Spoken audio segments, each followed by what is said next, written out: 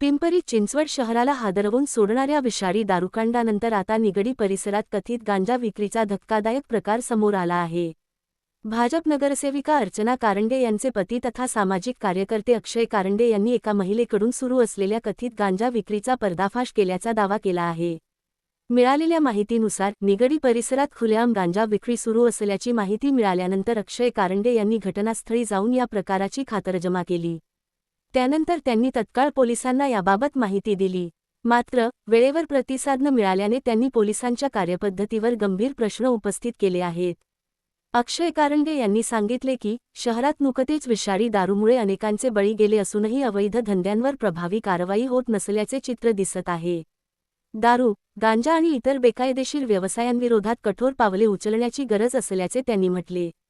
या घटनेमुळे पिंपरी चिंचवड पोलिसांच्या कार्यक्षमतेबाबत पुन्हा एकदा चर्चा सुरू झाली असून शहरातील कायदा व सुव्यवस्थेच्या प्रश्नावर नागरिकांकडून चिंता व्यक्त केली जात आहे।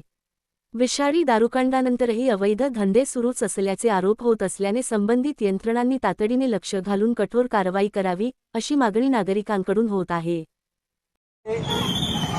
अर्चना अक्षय कारंडे नगरसेविका प्रभाग क्रमांक मावशी बसायचं प्रभाग क्रमांक इथं बसायला मग काढले दरवाजा लावून या।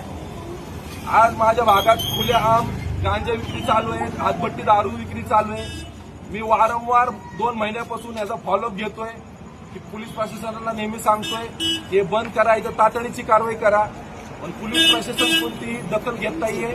आणि अशी बाहेरची लोक येऊन माझ्या भागात गांजा विकते, इथले स्थानिक रहिवासी इथं खुलेआम गांजा विकते। पोलीस प्रशासनाचं त्याला कोणतंही भय नाही या लोकांना।